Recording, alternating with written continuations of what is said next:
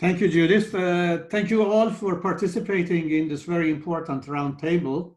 In light of the COVID-19 pandemic, the role of food science and technology to provide safe, sufficient, and nutritious food for billions of people that are locked down at home or elsewhere, to really appreciate the situation we are in and the importance of our discipline for all.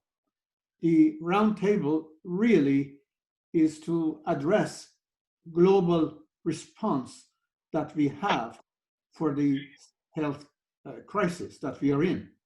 The very first roundtable was organized by our adhering body in China, the Chinese Institute of Food Science and Technology, in March on the subject of COVID-19 and food safety, as well as its implication, challenges, and solutions for the food industry.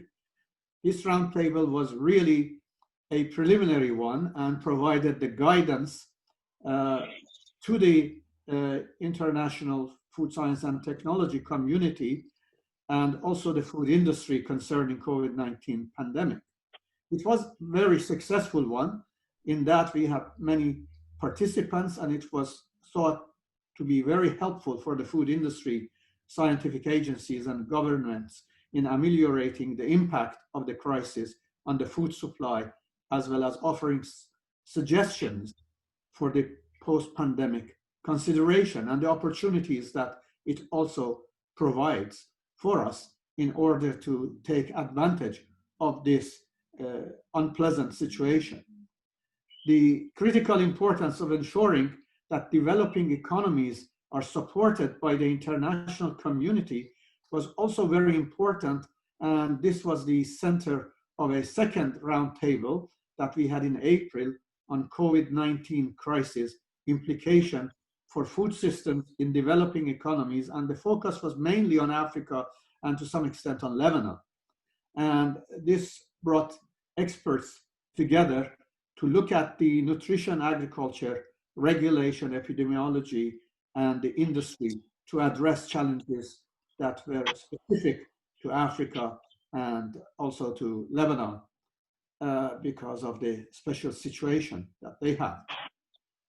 IUFoST is the only elected representative of the food science and technology in the International Council of Science, and we represent more than 300,000 food scientists, technologists, and engineers around the globe that work together in more than 100 countries and alongside the International Scientific Organization to further IUFoST's mission in strengthening food science and technology for serving humanity.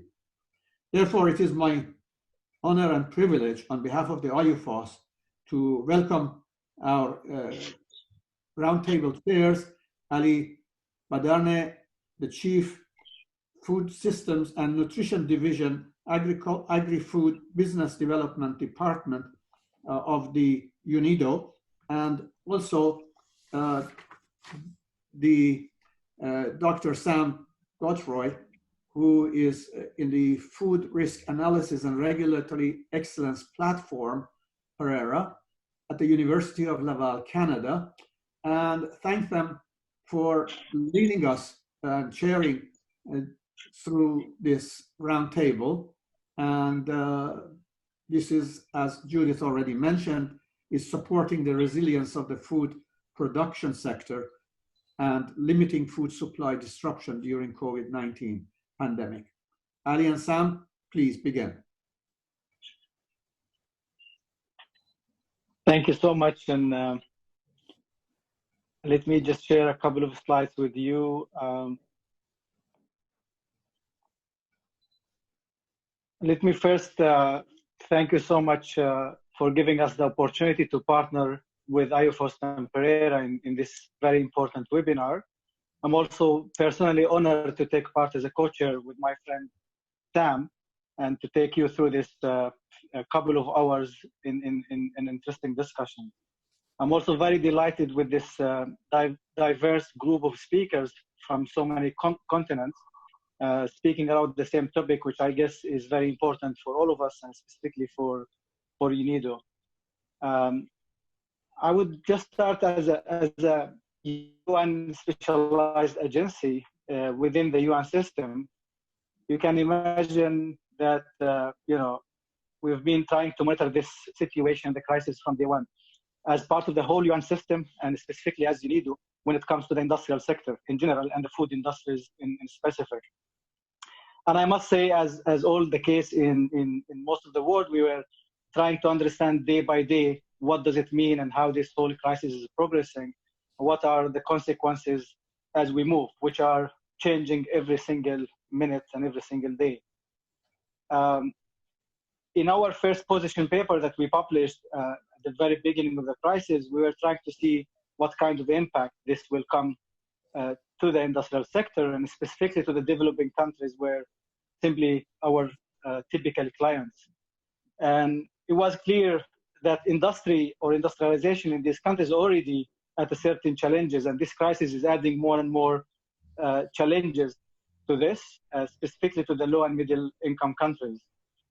And also lately, the measures taken by some countries and advanced economies we've seen that it's having an impact on the developing countries in a way that the manufacturing production is decreasing, trade volumes are getting affected, and the investment flows kind of got frozen. You can imagine how an industrial sector in a developing country will be impacted with all these measures. And I picked some two figures from our sister agencies in the UN, UNCTAD and ILO, just to give a flavor on the kind of impact these countries will be facing or are actually facing.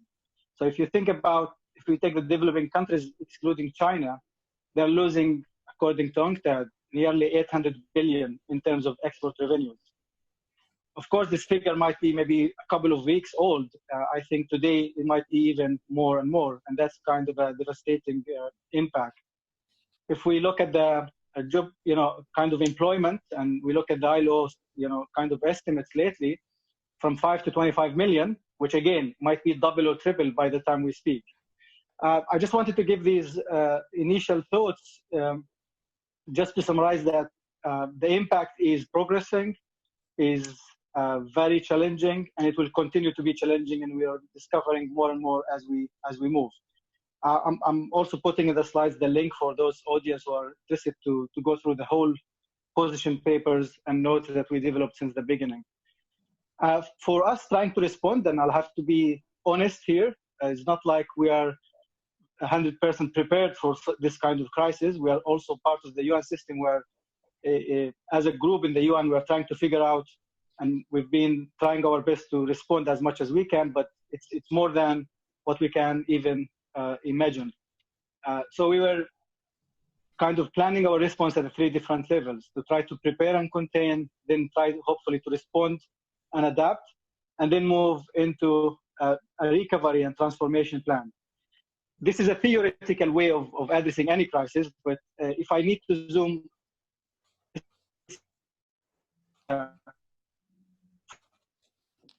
food industries and food production sector, and trying to support them in 6 different directions, which we can consider it's an immediate and short-term intervention, not yet into the transformation or recovery plan.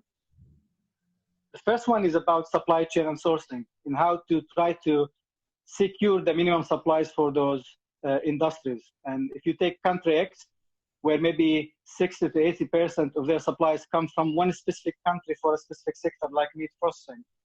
So you can imagine an interruption in the supply to this country, the whole meat processing sector will go down to sometimes to zero. So helping these enterprises to find alternative sources within the country, within the region, to be able to maintain their production capacity. The second level is around the workforce, is how to make sure that they have the minimum access to workforce, and at the same time keeping this workforce safe by helping them to adapt certain guidelines, helping them in the production and distribution systems they have, improving their access to finance and to certain recovery schemes, including consumer awareness. And the final one is the food safety systems, where trying to help them to adapt to the latest WHO guidelines in order to operate in a safe environment. So again, this is shortly 6 different intervention areas we are helping out as we speak in a number of countries at different levels. But again, what we are witnessing that each country and each sector and each subsector and even each enterprise have a different story, have a different challenge and have a different needs, which makes it more complicated for us to respond to this diverse range of needs. A couple of examples and then I will close with the time I have. So in Sudan, we are trying to help the dairy processing enterprises to maintain their operation as a minimum as possible. In Ethiopia, where we are investing for many years in an integrated agro-industrial park, we are trying to help this park to run in this crisis with the minimum requirements as well, and with the minimum hygiene, social distancing, whatever needed to maintain a minimum operation under the lockdown. In India, we are trying to sort out through our environment department the medical waste management support, because this is a topic again, where with the heavy load on the medical or the health sector, the medical waste management becomes a very hot topic, and we have a dedicated department trying to help our member states in this area. And we go far even to places like Armenia, where we're helping the local production of masks through our work with the textile companies in these countries. So these are just a number of examples. I'm leaving also the website for UNIDO, where you can find so many stories and cases about this. And I will conclude by saying simply that we don't claim that we are addressing the issue or addressing the crisis. We are trying within the UN system, outside the UN system, with our partners in the private sector, to try to respond to the immediate short-term and hopefully long-term support to our member states and to the industrial sector. And I'm sure as we move, we'll discover more and more of the needs, and which will require more response.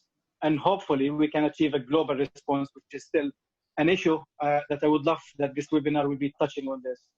And again, thank you so much for giving me the few minutes to start this webinar. And I look forward for the discussions with such a very interesting panel members in the webinar. Thank you so much. Thank you. Thank you very much, Ali, and good morning to all our panelists and as well to all our attendees. My name is Samuel Godefroy.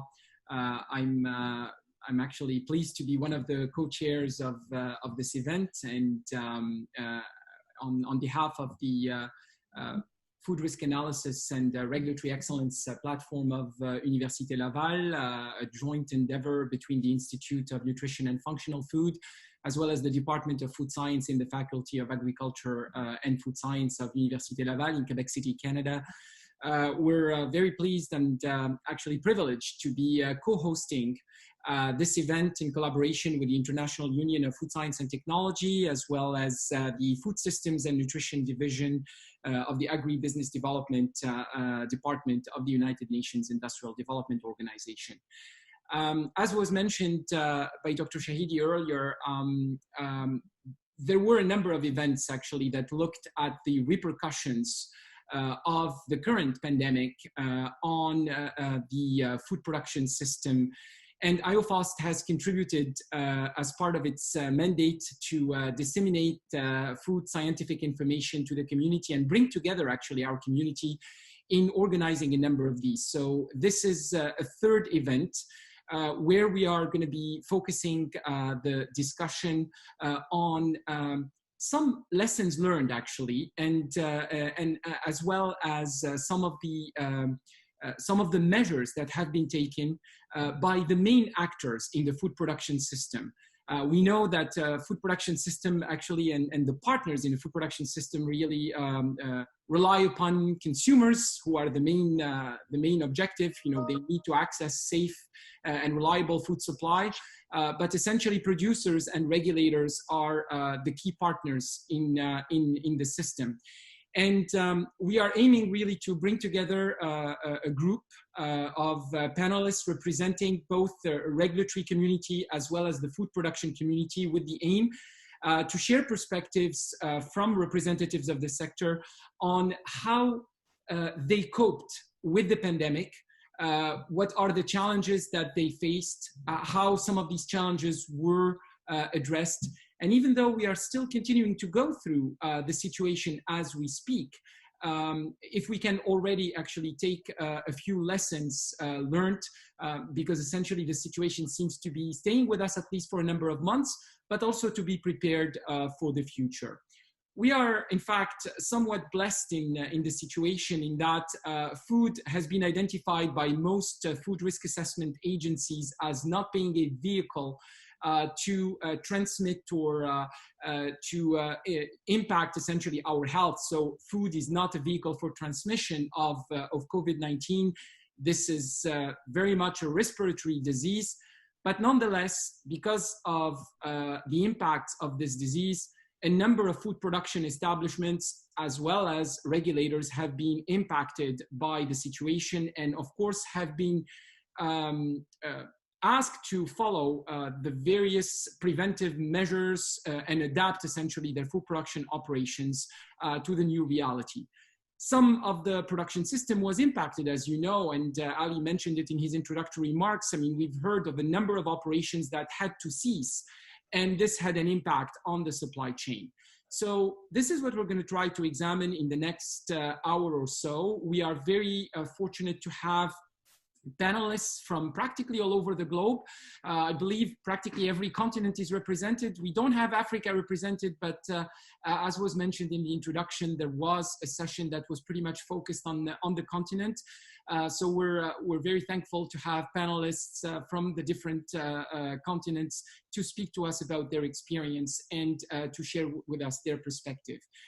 The way essentially we're going to operate this webinar, we will give the opportunity to our panelists to make some introductory remarks or some short presentations giving their perspective. Throughout their presentation, we're going to ask our attendees, if they wish, they can actually share their questions through the chat feature that is available through this platform. And subsequent to the interventions that are planned, we will open the floor for questions. Basically, my co-chair and I, so Ali and I, will take some of the questions that have been shared and will address them to our panelists within the time that is allowed, of course. We will be aiming to make available a summary of this event in various languages, and hopefully if there are also some questions that may have been not addressed through the discussion, we'll attempt to address them in the summary as well.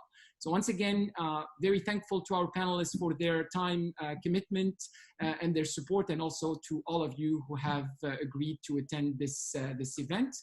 And without further ado, we're going to start with our first panelist, and I'm pleased to invite Yifan Jiang, who is the head of science and regulatory affairs of Food Industry Asia, FIA.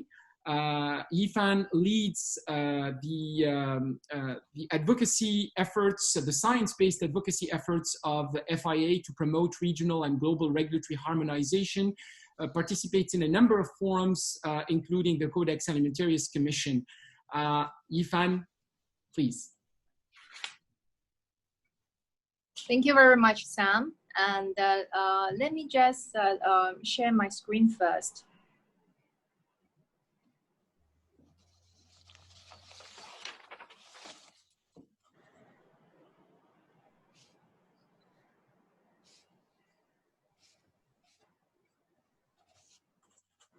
Okay, I hope you are all able to see my screen now. And I'm representing Food Industry Asia, and just to share with you here that on our website, actually we have created a dedicated microsite to help the industry sector and our stakeholders to monitor the situation of COVID-19 and understand the impact to the supply chain. And I hope that some of those resources there will be helpful to you. And since I am from Asia, on my presentation here, I would like to just share with you on what is the current situation in our region in Asia Pacific. So here we have about half of the region who is entering the opening up phase very gradually. And that means that most of the countries have already lifted the lockdown measures. and they are trying to go back to normal and business as usual, but in a very careful pace as well. And we also have countries like China, for example, who is also in the stage of carefully monitoring the risk of the second wave that is coming in. So currently in China, for example, there are a few municipal areas that have also see a resurge of the cases. So that's why there are some places that have undergone like a localized lockdown situation over there. And at the same time, we have around half of the region who are still in the lockdown situation, and whereby there are still some restrictions in place, including like social distancing and limiting the operation of businesses and the lockdown as well. But actually in most of the countries, they are already near the end phase of the lockdown, and they're also preparing themselves for the opening up as well. So now, how is the food supply chain being affected currently? And I would like to discuss a few challenges that industry have seen so far on the supply chain side. So firstly, the most significant impact we have seen in terms of the impact to industry is the shortage of the manpower, because a lot of workers are still not able to report to duty because of the lockdown in some of the areas. And secondly, the industry also face a challenge in terms of their manufacturing capacity, because there are some factories that have to just shut down or run at a reduced capacity due to the government orders during the lockdown period, or just because that they are unable to meet some of those safety measures in place. And thirdly, we also face some challenge in terms of the logistics and transportation, whereby products or raw materials are just not able to be shipped to the destination because of the roadblocks in certain cities. And finally, there has been also impact on the import and export of the products. So we have seen that in some of the countries, ports have been temporarily stopped operation, and there is simply just no one working at the port. So a lot of products are being just left rotten at the port, especially for those perishable food products. And we have also seen several countries are trying to actually impose a ban of export of certain what they consider as essential food commodities, such as the temporary export ban in countries like Vietnam or Cambodia on the rice product. But we have seen that such ban has been lifted very recently. And next, the industry is also facing some challenges in terms of the demand side. So firstly, we have seen that there has been some temporary surge of the food demand, especially due to consumer stockpiling and hoarding, especially during the early phases of the COVID situation. And secondly, there has been a very significant impact on the food service sector, namely the restaurant service sector. And this is really because in most of the countries, food service are just not being allowed, and consumers are not allowed to have dine-in in the restaurants, and the restaurants can only allow takeaway service and deliver their products to consumers. And also, actually, even after lockdown, when they are opening up, in some countries, we still see that the consumers are still afraid of going out and eating in the restaurant. So that's why the food service and the suppliers related to the service sector are being significantly affected. And thirdly, we also see increased demand through the e-commerce channel as well. And this is also quite expected as well, because consumers now prefer to purchase products at home via the online channel. So a lot of e-commerce platforms have just not able to actually meet the demand on the e-commerce platform. And finally, we're also monitoring actually how this pandemic is affecting consumer sentiments towards food purchase and any potential shifting of the consumer behaviors. For example, the pandemic will likely to affect consumers' confidence in the economy in the long term, and therefore, this could change their affordability and purchasing behavior of food products as well. And also, this is affecting consumers' choice of certain types of products as well. So we have heard that the consumers are currently looking for products that meet their health functional needs. For example, products that boost immunity, and that also we also see that in certain areas, consumers are looking for comfort food so that they can enjoy the lonely time at home as well. And also, it's also important for us to see actually whether some of these trends continue even post-COVID-19 as well. So, so far, the food sector is trying very hard to try to adapt these to these challenges to the supply chain. And what we have seen so far has helped very much to the food sector is that first, in almost all the countries, we see that food sector is being considered as an essential service. And this is very important to the food industry, which allows food industries to continue to operate and products can continue to move across the border as well. And secondly, we also see that certain flexibilities and pragmatic measures have been imposed by the regulators just to help to ease or speed up some of the business processes. So we have seen in countries whereby, for example, electronic submission of licensing application are being allowed. And there are also cases that the regulators are allowing remote control of the audit and also renewal of certain licenses and certificates as well.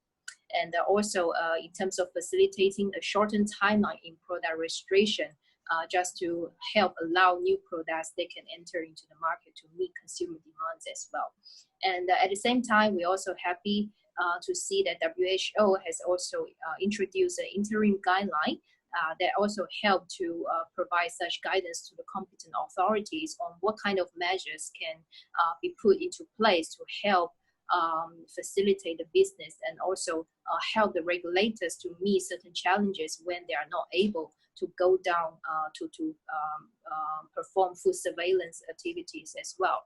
So there has been measures that are being put into place. For example, using a risk-based approach whereby products with lower risk can see certain relaxed measures in terms of food safety control, and also, as I mentioned, temporarily they can allow the use of electronic submission of the data, and also allowing business to provide self-certification as well. And finally, some flexibility in terms of certain aspects such as food labeling, just to ease the business and allow some shift of the product supply chain. For example, for products being traded through the food service sector now can be also traded via the similar as the prepackaged food category as well.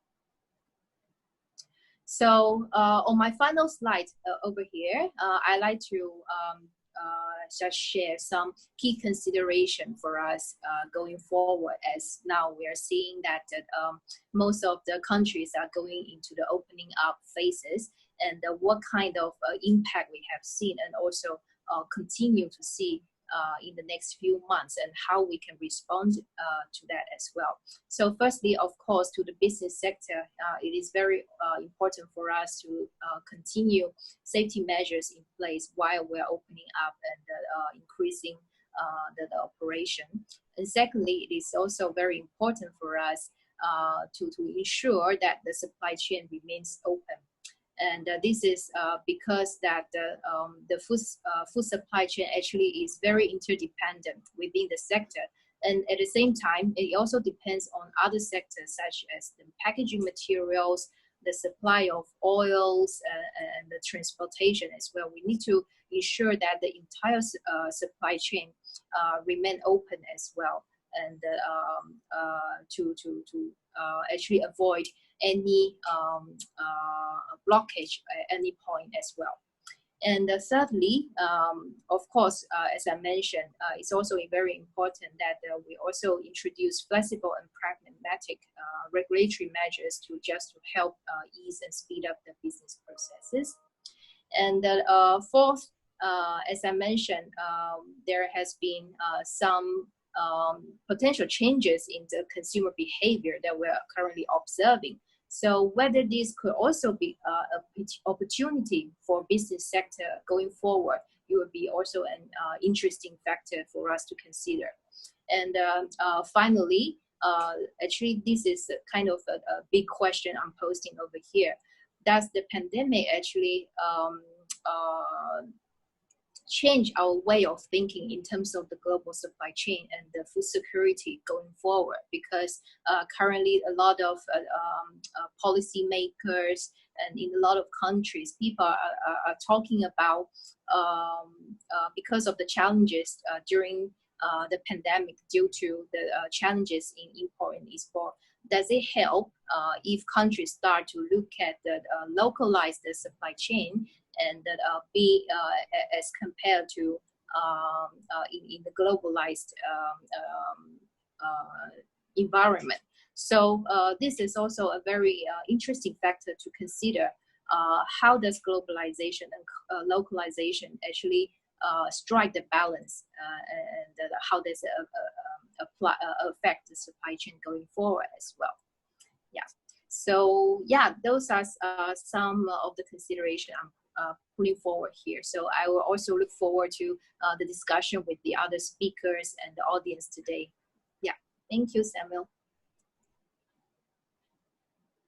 Thank you very much, Yifan. I guess I'm gonna give the floor to my co-chair. Thank you so much. It was really interesting, and I'm sure we'll come back to the last statement of reimagining the global supply chain. That's a strong thing, and I'm sure the speakers will come back to this.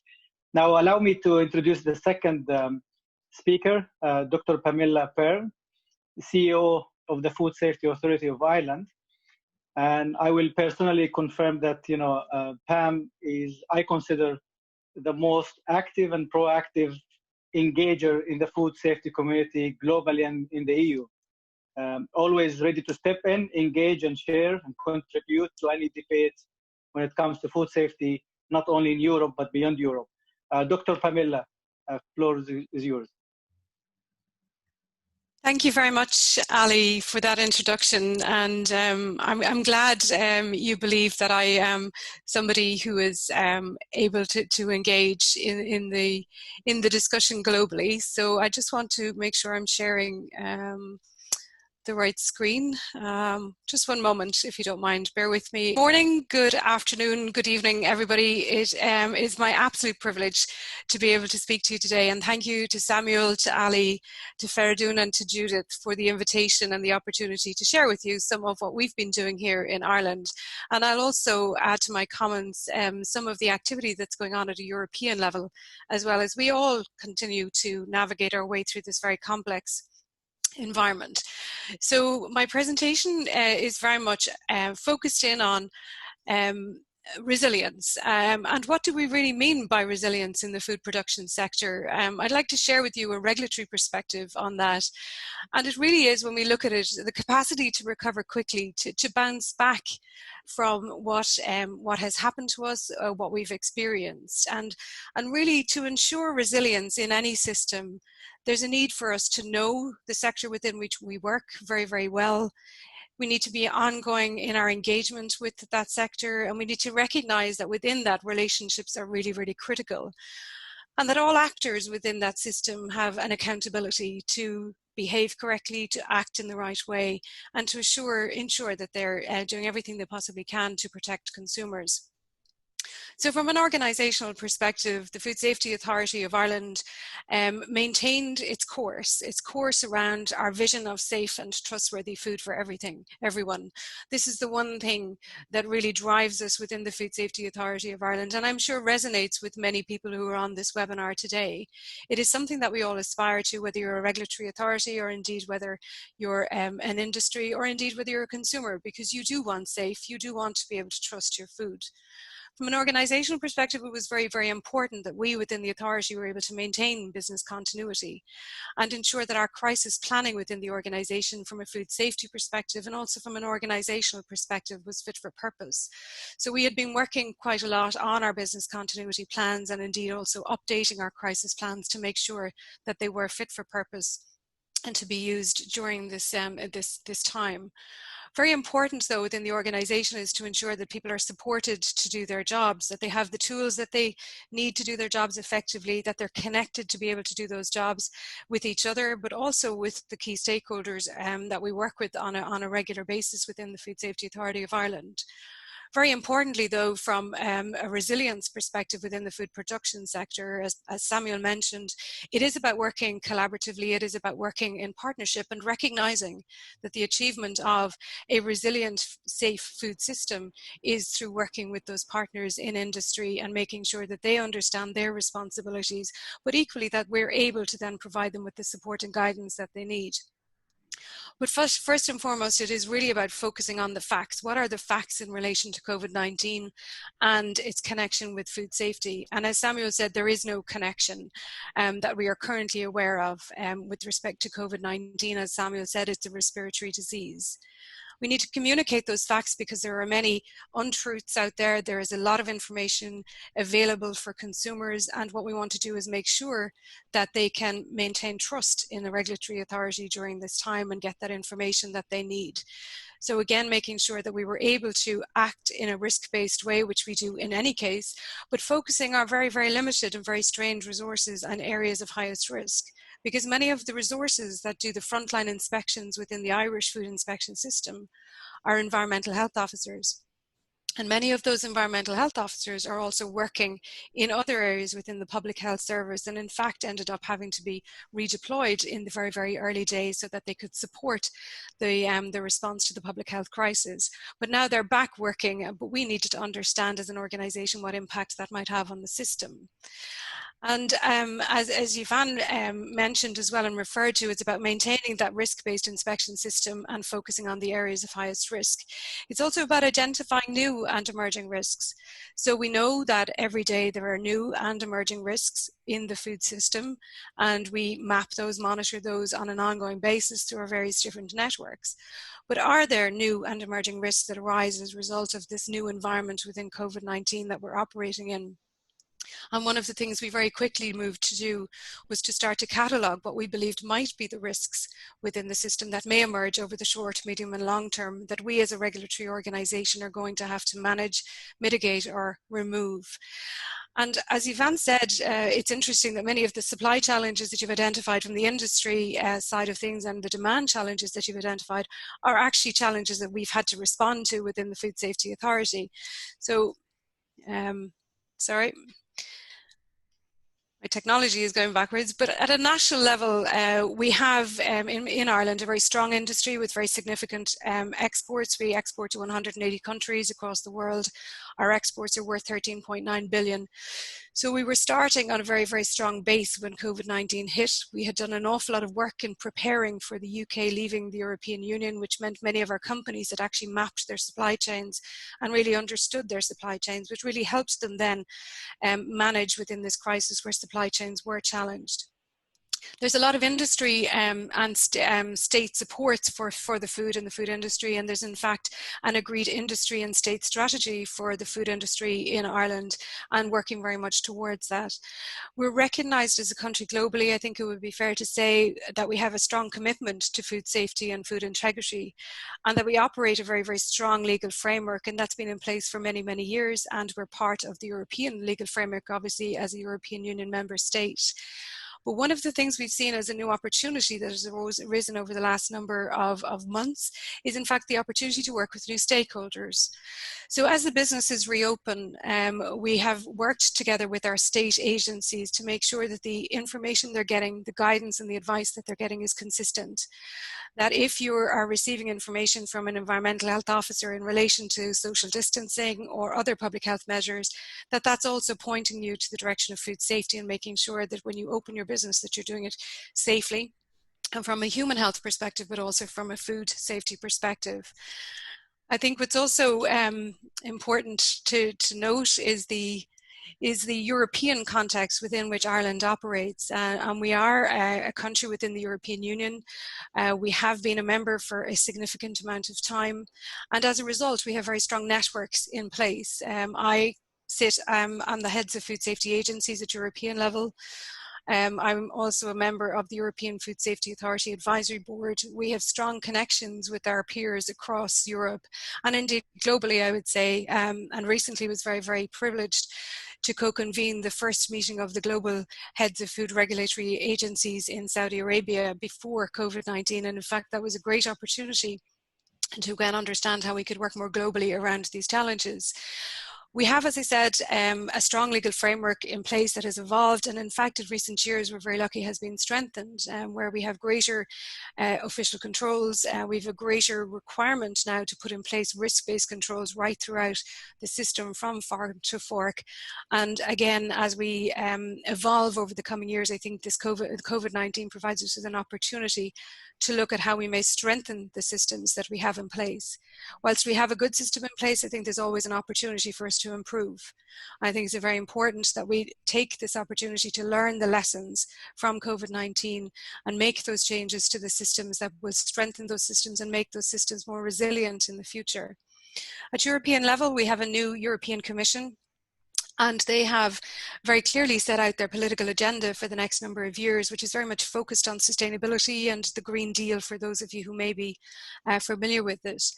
But very, very recently, the European Commission launched the Farm to Fork strategy, which really starts to dig a little bit deeper into how we in Europe are going to provide not just a sustainable food system, but a nutritious food system, and also one that is safe and the safest it can possibly be. Of course, that's all within the context of the Common Agricultural Policy and various other policies as well. But what we're starting to see at a global, at a European level, and I think to your point, Ali, at the outset in respect to a global response, I think there's an opportunity for us to again look at how we could work more collaboratively and integrate even go so far as harmonize at a global level in respect to food safety, because I think that's the one area that in fact there is a great opportunity for us to do so. And of course, Europe has had a significant history in terms of investment in the food industry from a research and development perspective, right through to the World Bank and the European Bank making significant investments in the industry, and in particularly the small to medium enterprises who are going to find it very difficult to navigate their way through the challenges posed by COVID-19. Within the authority, we have developed food frequently asked questions. We've developed lots of guidance for different parts of the sector. We have been flexible in terms of our response as well. And we're doing the best we possibly can to respond to the requests for flexibility from the industry where the legislation allows us to be flexible. And I have to say, within Europe, the European Commission has also worked with member states to provide that flexibility within the systems. But I really do think, and it's very much connected to Yufan's last comment, and I think it's something that we really do need to think of. Is there an opportunity in COVID-19? Do we really need to think, do we want things to bounce back to the way they were? I think many of us are really enjoying the new working environment. I think many of us are seeing that we can be very effective and very productive in this environment, albeit that there are the supply chain challenges and the demand challenges identified by Yufan. But do consumers have the same expectations? And I think industry is going to have a lot of insight into this over the years to come. And I think sharing that as well with food safety authorities would be really important. But I think fundamentally, we have the opportunity to rethink our systems, our food system, and indeed our control system.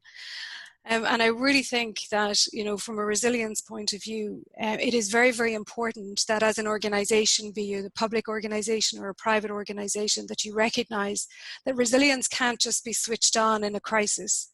It needs to be built up over years and years and years. And key to that is relationships with your stakeholders, engaging with your stakeholders on an ongoing basis, and making sure that you also hold all the actors within the system to account, and hold yourself to account as well, because by doing so, you're making sure that you have a robust system, but a system that's very, very capable of responding to and reacting to whatever crisis that we have within the future. And I suppose if we look back a number of months, nobody anticipated that we might be in this position. But in fact, I think it's very, very important also to recognize the fact that we have responded well. Regulatory authorities have responded well, albeit challenging. Industry has responded really well. The retail sector in Ireland has responded incredibly well and provided safe food to consumers at a time when it has been very, very difficult for those consumers to even live a life that is in any way normal compared to what they used to live. So thank you, Ali, for the opportunity, and I'll hand back over to you now. Thank you very much, Pam, for these insightful comments, and again for re-emphasizing the importance of partnerships between regulators, the food production sector, and actually how that partnership has helped address the situation in Ireland and elsewhere around the world. We also wanted to have a perspective of an actor in the food production sector that is living those realities on a daily basis. And we were fortunate to have the concurrence of participation of Mr. Sébastien Beaulieu, who is the Vice President of Quality at Leclerc Group. The Group Leclerc is a manufacturer that has facilities in Canada and the United States. And Sébastien has kindly agreed to step in. In fact, he happens to be also a graduate from our university, so we're very happy to have him with us. Sébastien, the floor is yours. Thank you a lot, Samuel. Thank you for the invitation, for the introduction also. Yes, so I'm planning just to give you what we have done, as a food manufacturer as preventive and mitigation measures in facing this pandemic. So rapidly after the lockdown, what I can say, lockdown of the economy, as you all know, it was rapidly known, that the food industry was an essential service. So we had to rapidly implement measures, and the number one reason for that, to do that for us, was to assure the continuity of the operation. It was very important for our president to making sure that we're going to feed people, because at the beginning we were not sure, if how things will evolve, and it was important that we continue to put food on the market, to feed the people. So, and also we had to put measures in place to reassure our people, because our employees were stressed by the fact to come to the plant to work, because many people were not going to work. They were working from home, and they had to come to the production plant. So it was important to reassure them that they can continue to come and being safe, coming to work. So I have to say we're not forced by any authorities to implement measures, but we have done the implementation of a lot of measures in order to assure the continuity of operation, like I said, and also to reassure our employees. So what I can maybe show you is I can share my screen and just show you some of the preventive measures that we have put in place. If I can find it, yes, it's here. Okay, so do you see my screen? Yes, okay, good. So, in fact, what you see now is I'm gonna put it in front of me like this. Okay, so you see, in fact, it is what we have presented to BRC, because you know that GFSI is very important, and we no more were able to the auditors were no more authorized to come to our facility, so we had to have a virtual audit, like an assessment from BRC, which is the British Retail Consortium. I think their name has changed now. Anyway, so they asked us to present to them, like they did an half day assessment, and we had to implement our response plan. we're not able to see your screen with the option of the slide display. Yeah, so now it's back. Okay, sorry for that. Sorry for that. Okay, so this is our, what you see is what we have presented to our auditors. It was a virtual audit, Alpha Day, like I said, audit by BRC. And so it was, here is only a summary of all the measures that we had to put in place. So as you can see, and you probably had to do the same for those who are working in the food industry, so we had to reassure our people. So it was very important that the disinfection of the hands, so we reinforced the hand washing. So for sure in food industry, compared to a general public, in population, we already had to wash our hands with soap, but we put more we reinforce, this measure, very important measure, and explain to people how to kill virus, that you need 20 seconds with soap. And also what was very important is, when people come to work, they replace someone else. So we gave them a little bottle of to spray alcohol 70% for their own safety, to spray all the common areas that are in their zone. And we are at Leclerc, we have a lot of automation. So it's mainly people that operate machines. So they touch control panel, they have to open doors sometime and things like that. So every places where they have to touch, they need to spray, alcohol on it. So like that, they were sure that for their own protection that they were killing of the virus, everywhere in their zone. So that was a very important measure, and we are still doing it. We also have someone that do the tour of the plant, constantly to all the common area. They also disinfect all those zones. You see, our physical distancing was probably the main challenge, and is still main challenge, because it's, people, in Quebec area in Canada, we don't have much positive, much case. So, and there is, I can say, in all our plants at Leclerc, we have 8 plants, many employees, and we have no employees that have contracted the COVID-19 so far.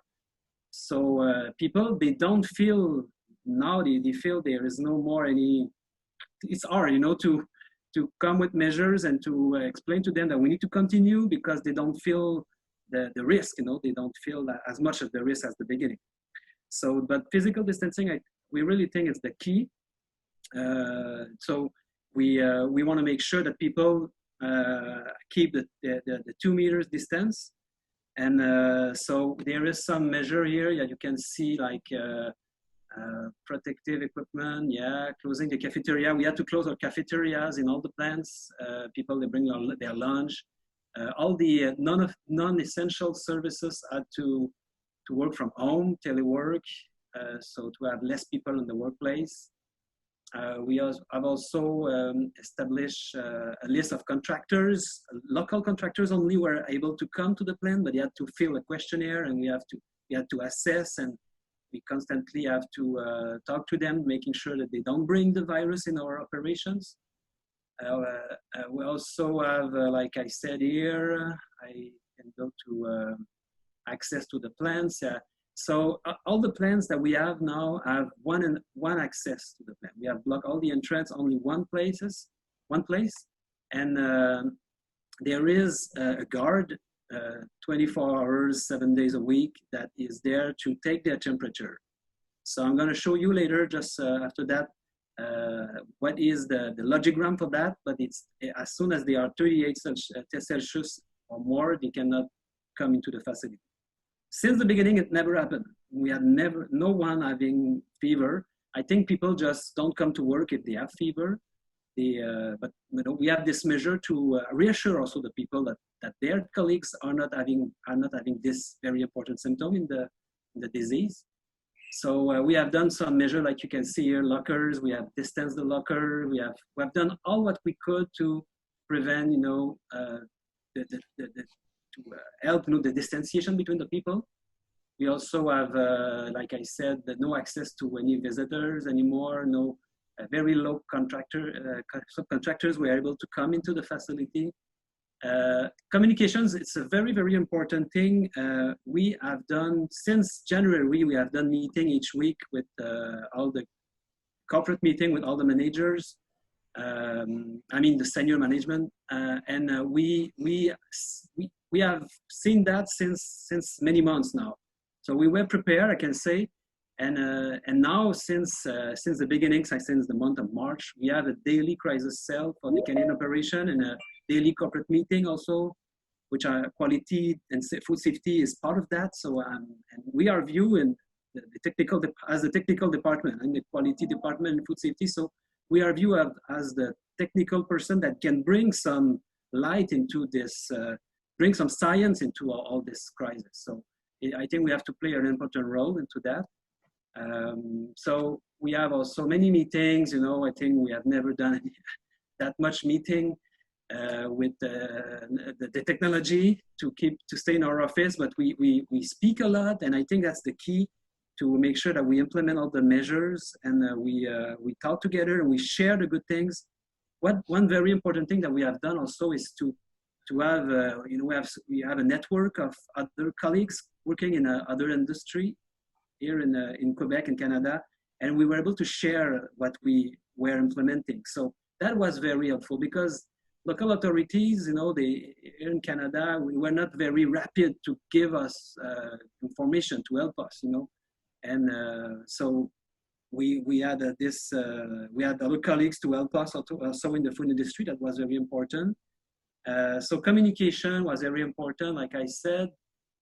I'm gonna go faster because I don't know if I still have a lot of time. You see here, we have buy some headset, you know, system, Bluetooth, that you can train someone, or and because sometimes it's loud in production, so you have a pair of headset, and the other person is 2 meter or more distance, and you can train this person even if you are not in close proximity.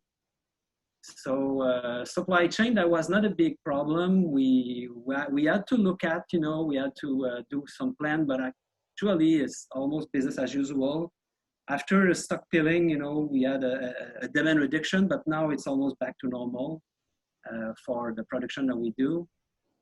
Here, I just gonna show you briefly some of the document that we have put in place to give some information to employees. As you can see, some good hygiene practices.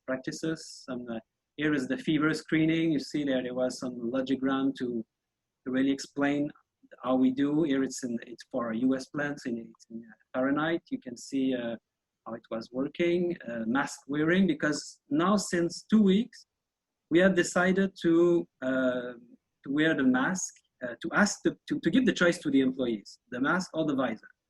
And I can say that most of our employees have chosen the visor, the face shield. We have one plant in Pennsylvania in US that it was enforced by the government to have the mask, so they had no choice. But the other plants, we gave them the choice. Some fever instruction here. It's a lot of information we have given to the employees, and also some numbers to call, some questions to ask them if they have symptoms. So I'm going very rapidly, but it's a lot of procedure we have put in place. I can tell you, since 2 months, we are working a lot on that. But now I think it's almost normal. We don't think we will implement a lot more things, but it's you can see here is a questionnaire for the contractors, so to assess, you know, Q&A for COVID-19. So the employees, we use a system called POCA, and POCA is like an industrial Facebook, and people can stay connected to that. It's like I can see the feed lines, the news, you know, and it's a very good way to communicate with employees. All the plants can see. I can see a post from me explaining things about COVID and the new measures. And what was good is that for the first 6 weeks, I can say 6 weeks, our president was speaking to the employees, communicating, you know, at 2 o'clock, after the government, the authorities was speaking, you know, to the people. He was giving, you know, the news and the new things to implement, and he was reassuring the people, so it was very good. So that's about it.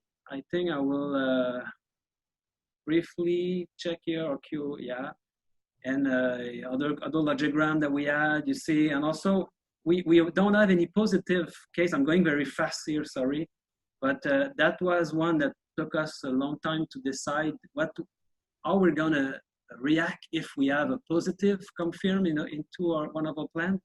So far, we had not to use it, but we are ready in case we have to do it.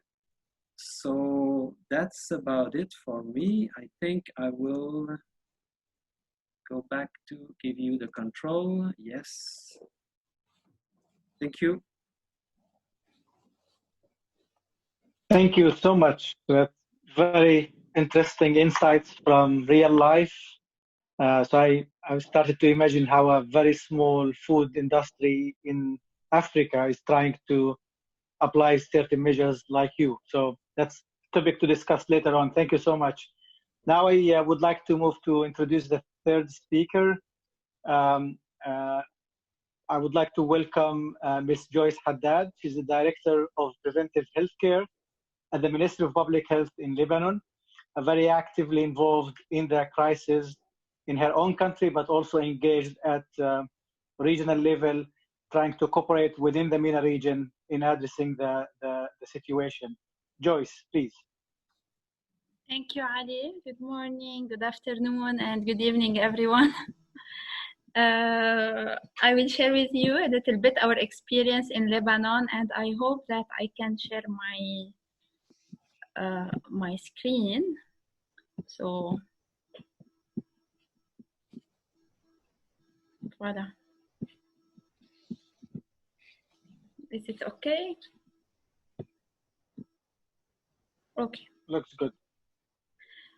I wanted to begin with the challenges that were faced in Lebanon, but I think that Dr. Yifan talked about. I think that the challenges are the same in the whole world, and she talked about them very well.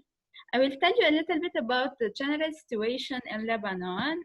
You know that Lebanon is a small country, and as you, I don't know if you heard, but the response to in action taken in this crisis were very well. And today we are opening up not today, like 2-3 weeks ago, we began to open the country again. The cumulative number of cases in Lebanon are like 1,161 till today. And we have a small number of deaths, big number of tests. And this is the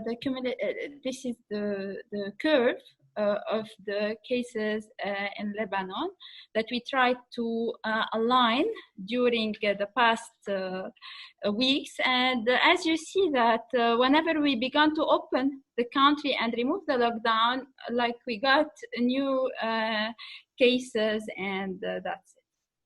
Okay, regarding the production section, as we have discussed before, that of course the major role that the government was about to take is to impose a regular food safety rules and guidelines. And our role was, as a government, is to enhance the monitoring through some actions taken in the country. I gave some of the actions.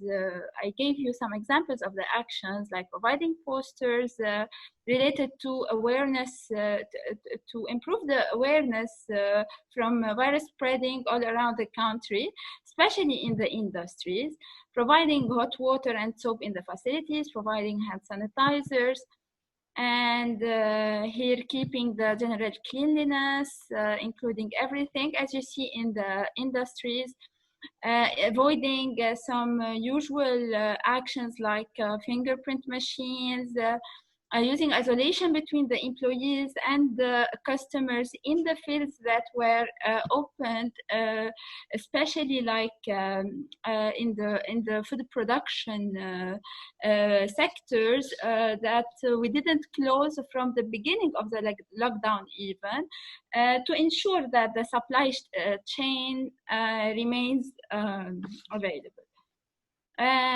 Also here, like forbidding the employees with COVID-19 medical symptoms to enter the facility, cleaning and sanitizing everything, production machines, lines, tools, equipment, cars, and vehicles, avoiding the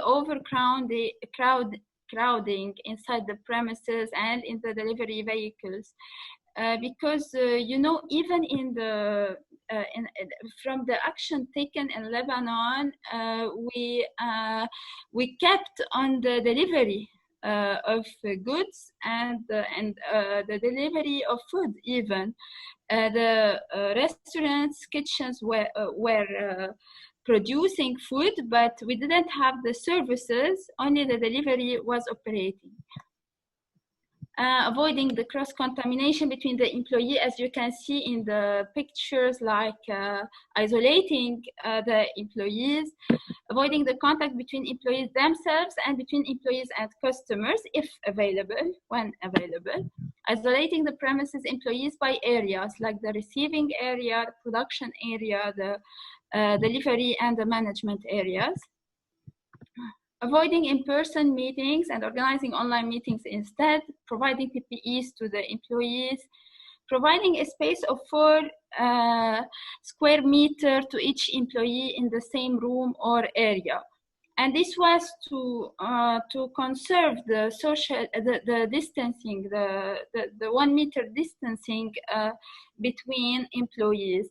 Avoiding facing position between employees when we have like employees that should sit in facing each other.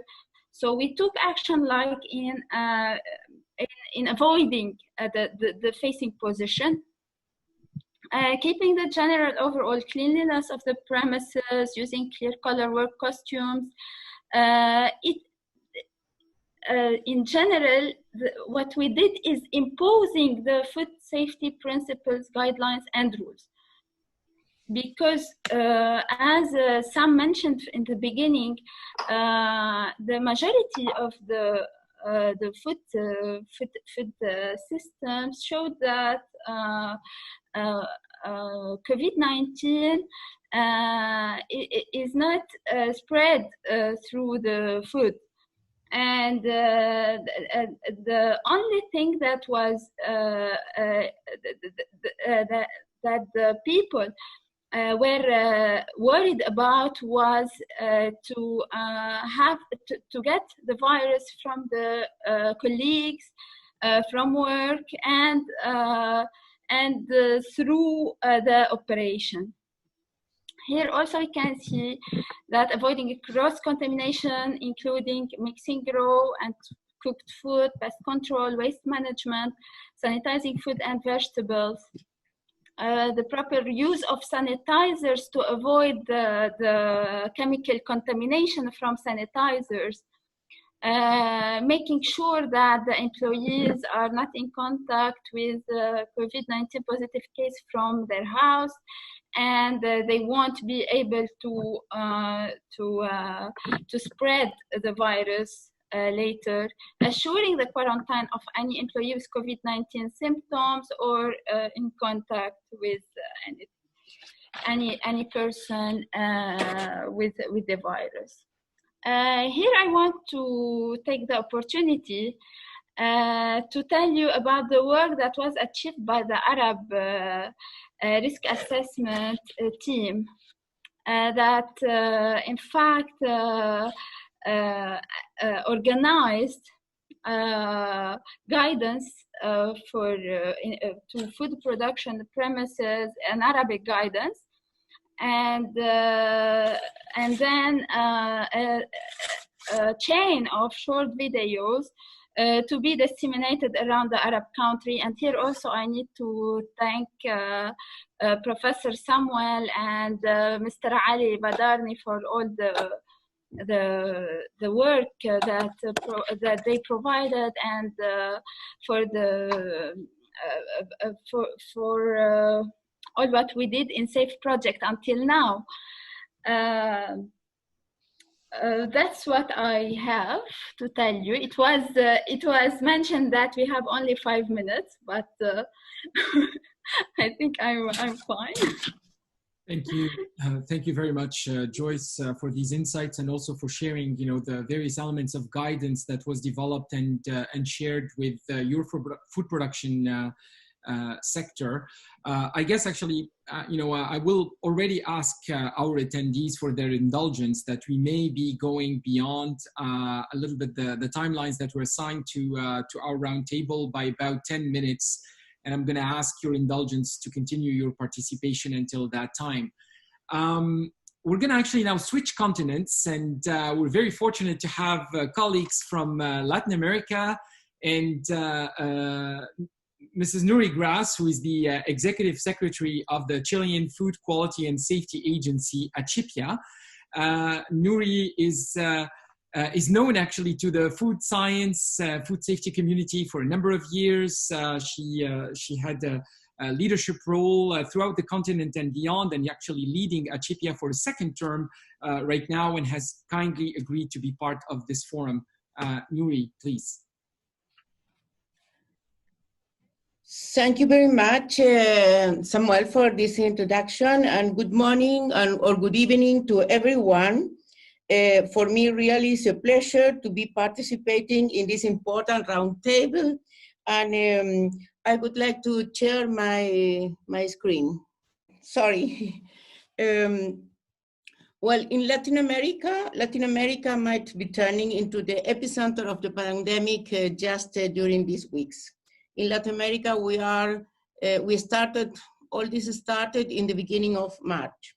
This is very serious.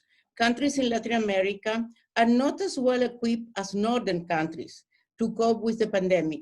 The coverage and quality of public health systems is very varied among the 34 countries in the Latin American and Caribbean region.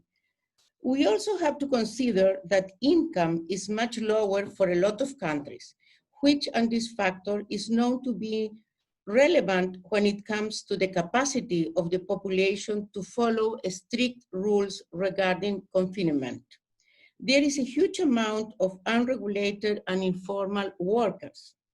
And finally, the worst is yet to come, as many countries are just going into winter. The highest number of cases positive in Latin America are in Brazil, Peru, Chile, Mexico, and Ecuador.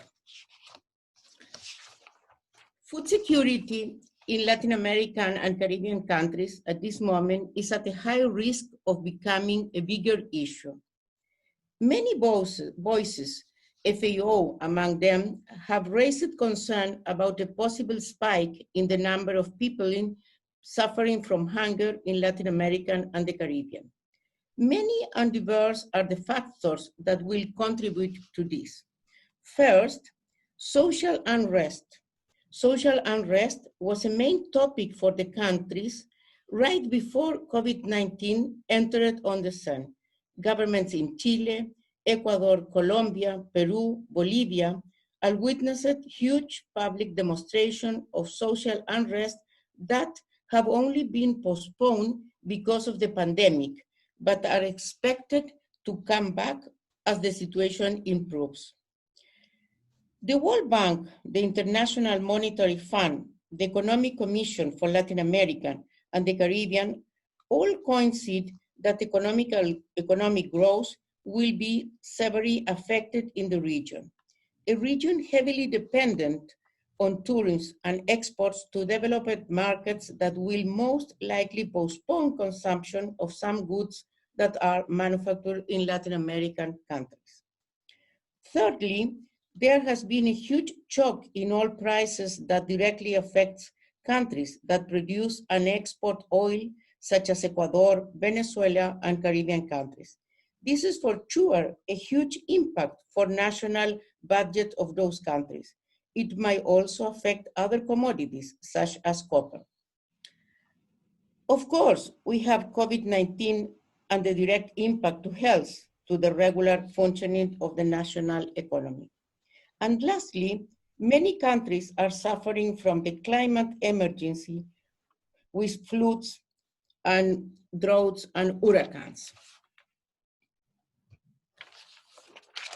And in Chile, how we have been working at this for this pandemic from the food supply chain. The government of Chile, from the first day in March 16 that started in Chile, food supply chain was considered as essential and as an essential service of first priority. Food security is a priority, and therefore that making sure food is safe as needed to avoid a rise in foodborne diseases in this moment.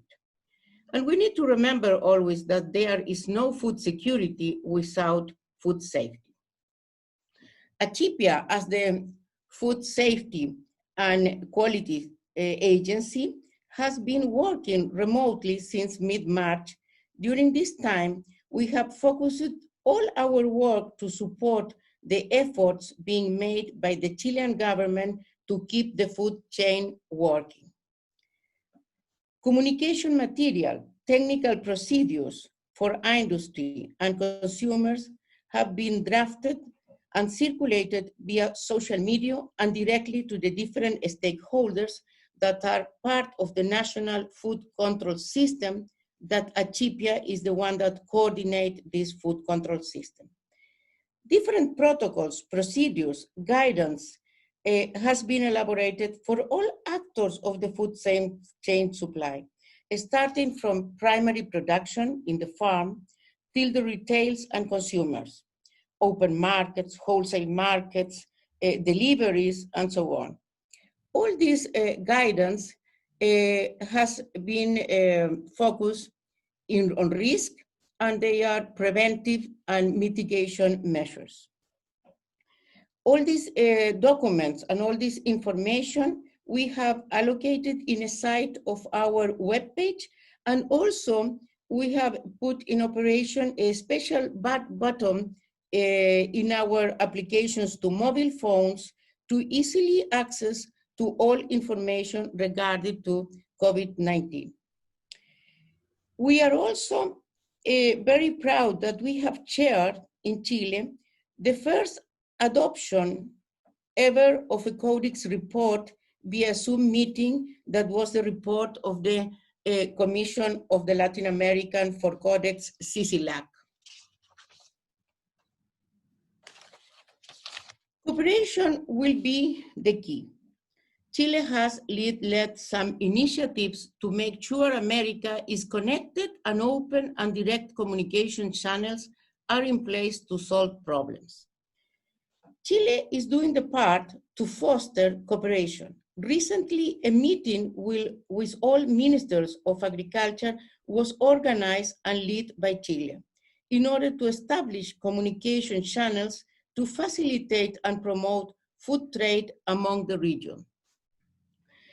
The region has different trade agreements and trading blocks in place, and they have all been working to streamline the import-export procedures to ease the smooth flow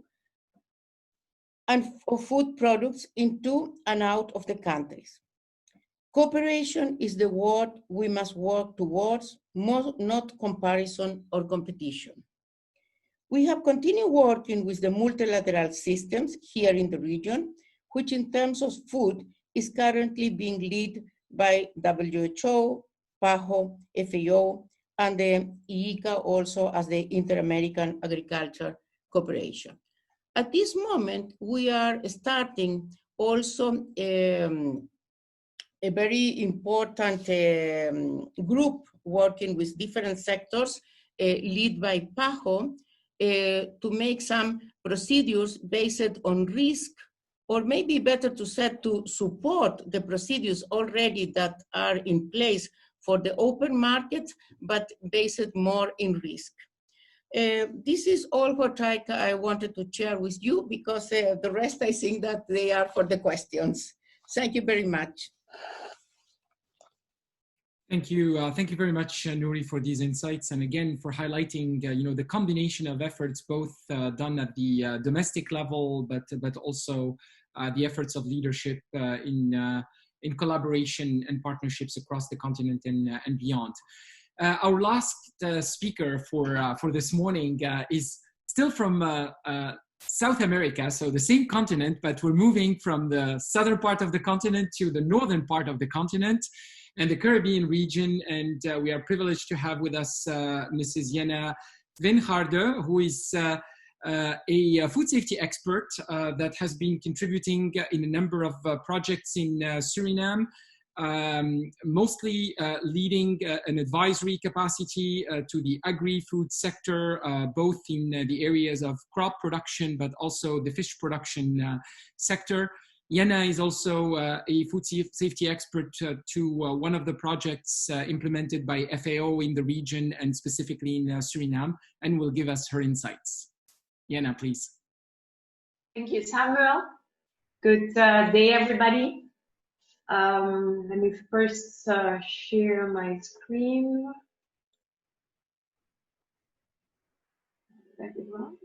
Do you see the screen, Samuel? Yes, you do? Okay, great. Again, good afternoon, everybody.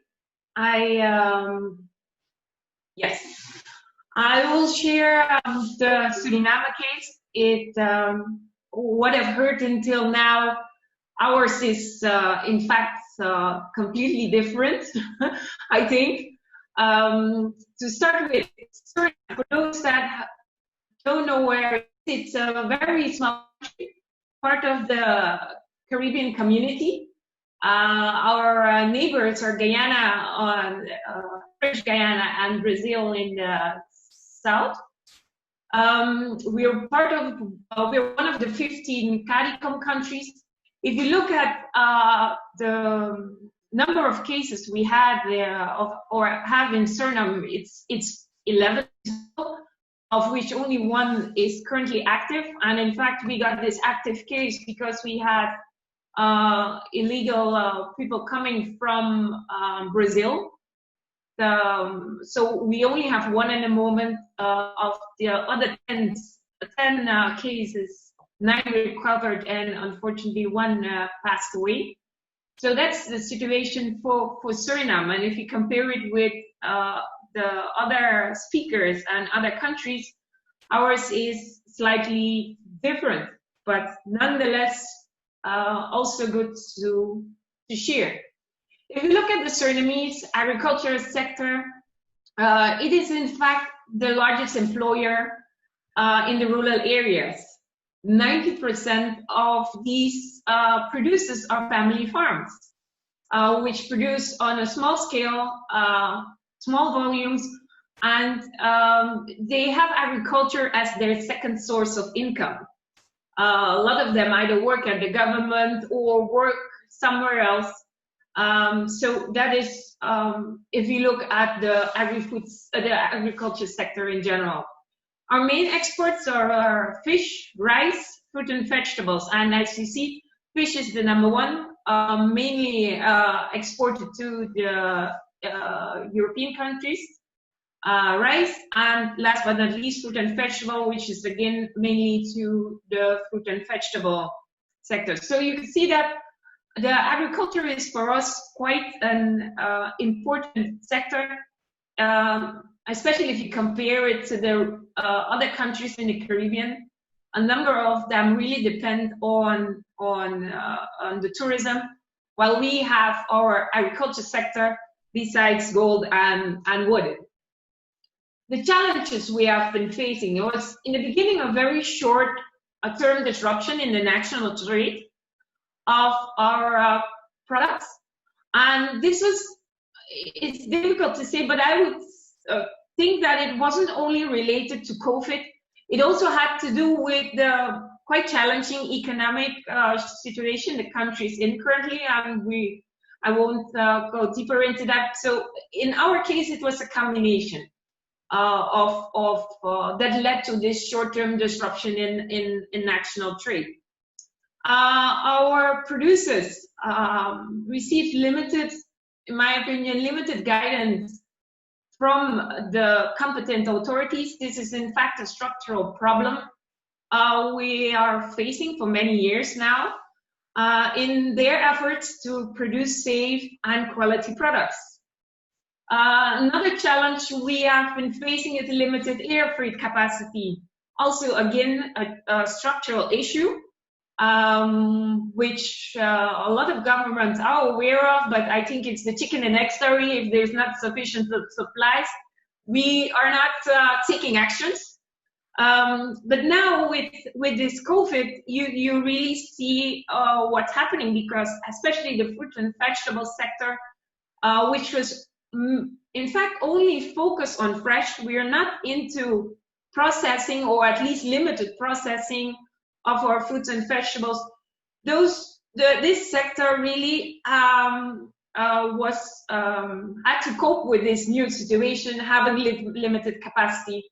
And the fact that the government also closed borders, French Guyana, and also the Brazilian border. Okay, Brazilian border, we didn't really have any exports, but some of our products went to French Guyana. So that was the challenge. For many years, we have been throwing away our surplus because we have no other activity, and that is again specifically for fruit and vegetables. We didn't really implement it sufficiently in processing technologies. So our surplus during the year, especially if you look at the dry season, our farmers would have a lot of surplus and in fact doing nothing with it. So that's again a structural challenge we're facing, which is not specifically related to COVID, but now with the limited air freight capacity, that surplus just increases. I have to apologize, but we don't really have some proper data in the country, but by talking with farmers, exporters, you know that it is a challenge.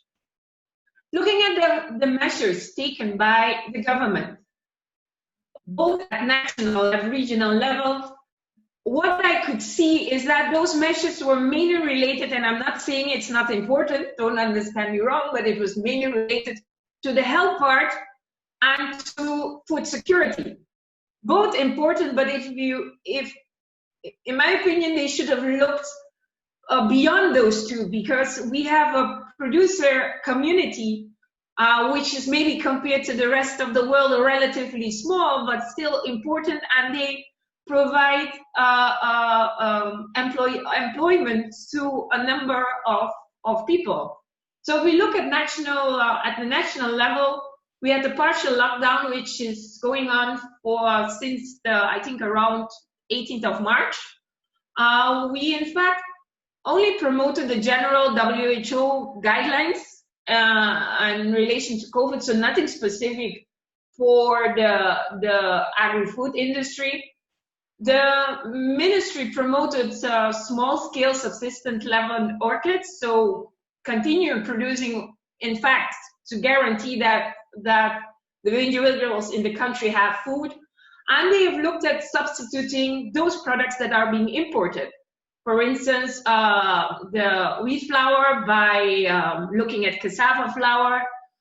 So those are the things they have looked at, and monitoring our current export of primary products to make sure that there is sufficient for the country. At regional level, I saw, in fact, the same. At regional level, they again looked at, from a health standpoint, they established a protocol on minimum standards dealing with COVID, and all member states were advised to draw up their national food security plan or adaptive food security plan. And last but not least, they encouraged the Caribbean member states to promote local production to meet future demands. So again, food security and limited focus, in my opinion, on export too, which is also important. The private sector. Based on talking with the private sector, most of them just apply the general government guidelines.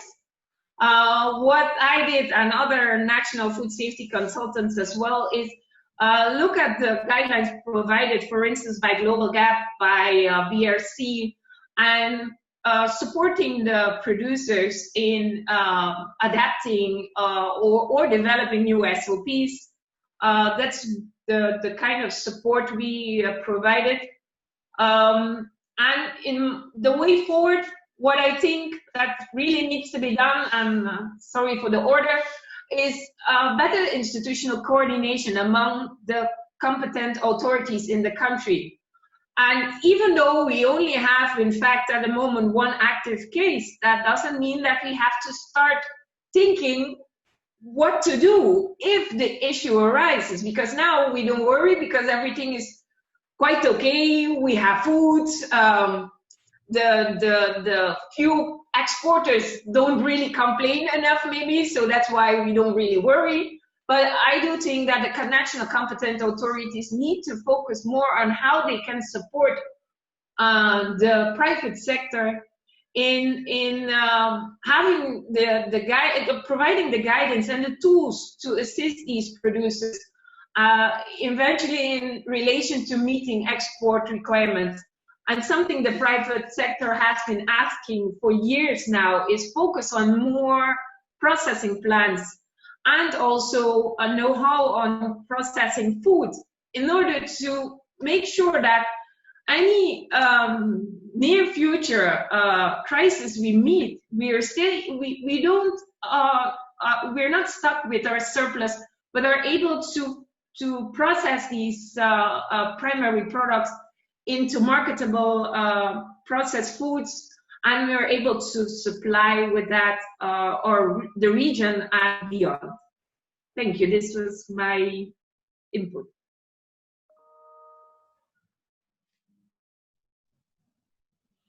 Thank you so much for the presentation, and maybe Sami, you would like to explain the next plan?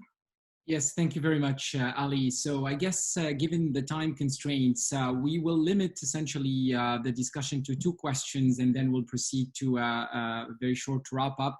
And if there are additional questions by the attendees, please feel free to send them through the Q&A's area, and we'll try to address them after the meeting. Thank you, Sami. So it was very interesting to look at the different views from the different speakers. The first question will be industry related. So to our colleague Yifan from the Food Industry Asia, given the fact that you are representing industries in that specific region, with your members actually in the heart of the crisis, in your last slide, you brought up the statement on the need or question on to reimagine the global supply chain. So can you explain maybe a bit more how your members see this, as whether as an opportunity for their supply chains or as a risk on their supply chains where they are operating? Yeah, thank you, Ali, for asking the question. And I think as what I hear from most of the food companies in our region, actually, we haven't found a solution yet. I think we have to continue to see how the situation goes. And I think collaboration is the key here as well, between the private sector and the public as well, to see how do we continue to push for the most feasible way to support the global supply chain functioning going forward. And as I mentioned, we have to see how do we actually strike a balance between globalization at the same time looking at possibility of regionalizing or localizing some of those food sectors or processings as well. And I think that actually here I would like to say that actually globalization is not to blame. We still need import, export, and trade to operate in order to ensure food security in any of the country, because I don't believe that any country is actually able to maintain 100% food production within its territory. We still need to collaborate with our trading partner, and that also ensure that we maintain to collaborate, because producing food within one territory is very expensive. This is going to affect the affordability of the products, and we have to keep open trade as well to ensure that consumers continue to have the access to safe and diverse product, and also at affordable prices as well. Thank you so much. And I'm sure that this issue of localization, regionalization, globalization thing will continue to be a debate in the coming days and months. Over to you, Sami.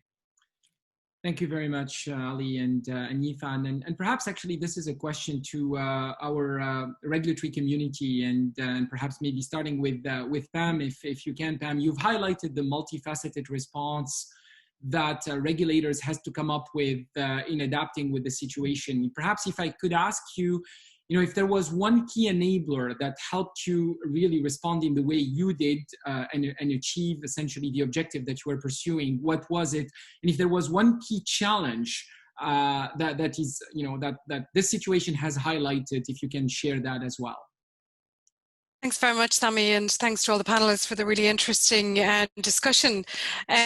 I suppose the one thing that we really relied on is something that we have been doing for many, many years within the Food Safety Authority, and it's one learning as well for us as an organisation, and it is that we have networks in place, very strong networks with our industry partners. And 20 years ago, we set up Industry for Us, so we have the ability to engage with the artisan sector, the retail sector, and indeed other sectors within the food industry in Ireland. And as well as that, we have the opportunity to engage with our networks across Europe.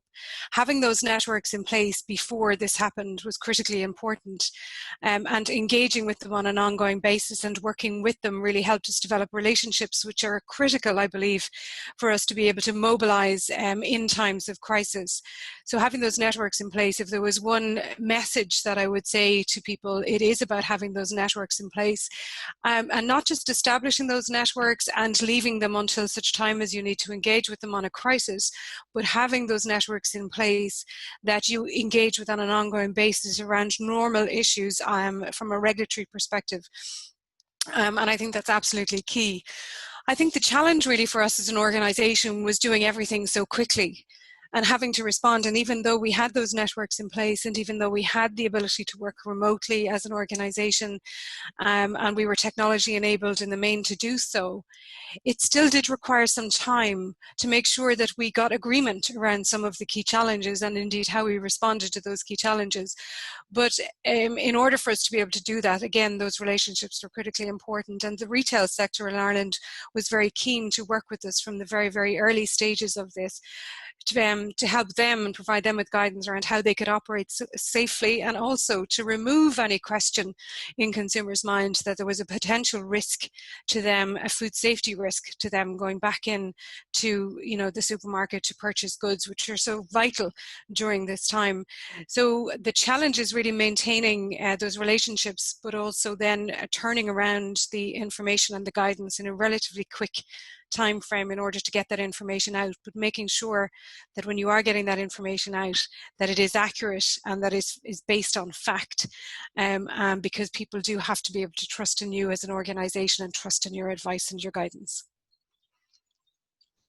Thank you very much, Pam, for these insights. And I guess actually looking really at the time, I'm going to actually attempt to very briefly summarize some of the key messages that have come up through this roundtable. Very thankful again to the contribution of all our panelists and bringing the various perspectives.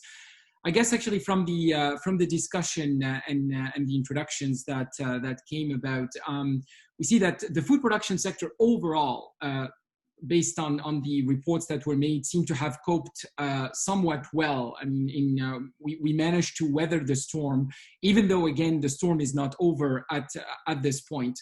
Of course, there were a number of challenges, and there continues to be a number of challenges. And if anything, essentially the situation has uncovered even more the importance of some structural issues like the limited level of processing, the diversification of the supply chain.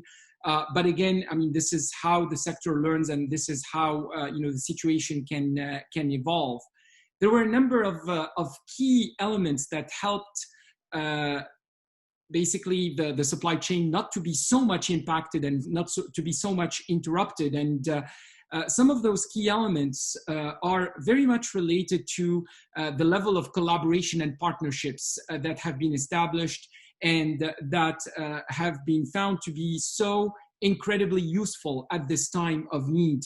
Also, the ability to adapt. A number of our speakers have highlighted how the relationship between regulators and regulated parties have adapted really well through the reliance on innovative approaches to applying the regulatory mandate. Also, the application of risk-based operations, the introduction of some of the temporary measures that allowed the fluidity of the supply chain, remote audit, automatic renewals, and of a number of licenses and other regulatory requirements. The importance of communication at all levels, whether be it within a food production operations that was highlighted clearly well by our colleagues from the food production sector, but also between partners themselves, and the importance of relying upon information that is credible, that is factual, and that is supported. And here, this is where the importance of creating a trust relationship between regulators, the regulated parties, and the rest of the food stakeholder community is key. And overall, again, in order to be able to address the situation and in order to bounce back, to take Pam's words, so essentially in order to enable this resilience to be manifested, I guess the level of preparedness is needed. Switching on, a number of mechanisms in order to address a crisis is difficult when these mechanisms do not exist. And in fact, this highlights really the importance of preparedness and the importance of collaboration in enabling to address this situation. And overall, I think this crisis, if anything, has highlighted the important relationship between regulators and regulated parties. Basically, this is not, this is clearly dispelling the myth that regulators and regulated parties are adversaries. Not at all. They are partners that work hand in hand, and regulators are clearly enablers to the food production sector through guidance and through accompanying measures. Now, that being said, we're not out of the woods yet. The storm is still with us. And we do not know that our food security challenges are or will be addressed in the future. There's still essentially, we're hearing reports every day of production that is potentially going to be wasted, of some impacts that are right now hitting directly the food production sector, whether it be the workers or the operations. So essentially our vigilance will have to be maintained, and I guess we're hoping that the collaboration mechanisms that have been initiated or that are being reshaped will still support us in this realm. We're hoping as well that our food science community, with the leadership of IUFoST and other forums, also will contribute in disseminating the information amongst us. That's all I attempted to, that's an attempt really to capture some of the key points that have been raised, and probably I did not do justice to the wealth of information that has been shared. Again, I would like to thank our panelists and all the supporting organizations for enabling this roundtable. And I'm going to give the floor to Ali for his closing remarks. Thank you so much, Sami. Let me join you in thanking all the speakers. I think has been very diverse and brought up very interesting questions and materials. And I would like also to apologize for the attendants who posed some questions from their end where we are not able now to answer, but I think we need to pick it up. There were some interesting remarks on the need for a UN convention to ensure that the flow of commodities globally remain untouched in the time of crisis. That's a very interesting thing to discuss. We promised to come back to these questions and share the information that they were asking for. Thanks to IUFoST and for PARERA for taking part of this joint webinar. As you mentioned, Sami, we're still trying to understand the crisis, trying to unfold the consequences. And if we don't bring the science back on the table, we don't bring the collaboration between industries and governments and all stakeholders on the table, I think we will be still challenges in addressing this. I thank you very much, and we hope to see you face-to-face soon. And until then, please stay safe. Thank you very much. On behalf of the IUFoST, I would like to thank UNIDO and PARERA, Ali and Samuel, for putting this very important and insightful roundtable together, and all the distinguished panelists that really served well in putting the whole matter very well to the participants. And I also like to thank the participants that were staying with us to the last minute, despite the fact that we were a little bit lagging behind. And with that, I would like to turn the podium back to Judith if she has any final words to say.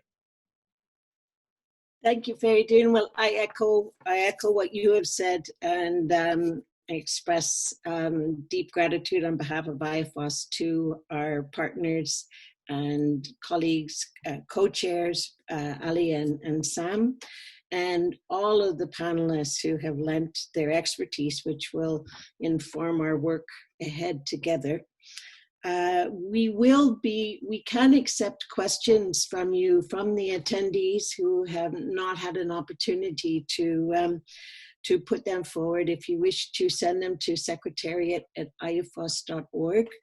And if you would like further materials on this roundtable, please also write to us at IUFoST, and we will be very pleased to provide you with further information. Now, thank you all. Again, our great appreciation, and enjoy the rest of your day or evening, whatever it may be. Thank you. Thank you. Thank all you. The best. Stay safe, everybody. Goodbye. Thank you. Thank you, everyone. Thank you. Goodbye.